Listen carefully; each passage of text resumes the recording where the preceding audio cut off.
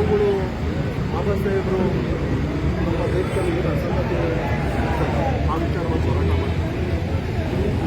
ನಾವು ಹೇಗೆ ಬೇರೆ ದೇಶದಲ್ಲೂ ಕೂಡ ಒಂದೊಂದು ಸಂಕೇತವಾಗಿ ಸ್ಟ್ಯಾಚ್ಯೂಗಳನ್ನು ಮಾಡಿದ್ದಾರೆ.